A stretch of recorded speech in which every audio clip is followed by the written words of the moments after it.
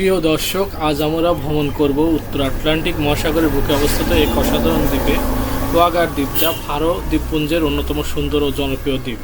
নাটকীয় পাহাড়, সবুজ উপত্যকা ও জলপ্রপাত ও নীল সমুদ্রের অপূর্ব সময় এই দ্বীপকে প্রকৃতিপ্রেমীদের জন্য স্বর্গে পরিণত করেছে।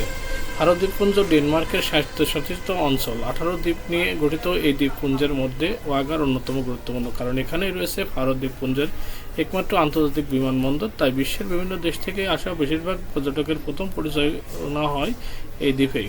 ওয়াগার আয়তনে 178 বর্গমিটার, জনসংখ্যা মাত্র কয়েক হাজার হলেও এখানকার প্রকৃতির সৌন্দর্য বিশ্বজুড়ে পরিচিত। চারিদিকে উঁচু পাহাড়, সবুজ ঘাস ঢাকা ঢাল, আটলান্টিকের ঢেউ এক অসাধারণ দৃশ্য তৈরি করে। এই দ্বীপের সবচেয়ে বিখ্যাত আকর্ষণ হলো লেন্তিজি ভাতার। এটি এমন একটি হ্রদ যা দূর থেকে দেখলে মনে হয় সমুদ্রের অনেক উপরে ভাসছে। আসলে এটি একটি অপটিক্যাল হলিউশন বা দৃষ্টিভ্রম। এই বিরল দৃশ্য দেখতে প্রতি বছর হাজার হাজার পর্যটক এখানে আসেন।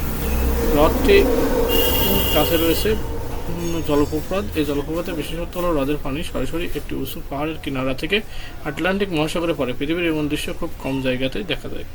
ওয়াগার দ্বীপে রয়েছে ছোট ছোট মনোরম গ্রাম। এই দ্বীপে প্রচুর ভেড়া দেখা যায়, অনেক সময় ভেড়ার সংখ্যা অনেক বেশি হয়ে মানুষের চেয়েও বেশি। এই ভিডিওটি ভালো লাগলে অবশ্যই আমাদের চ্যানেলটি সাবস্ক্রাইব করবেন।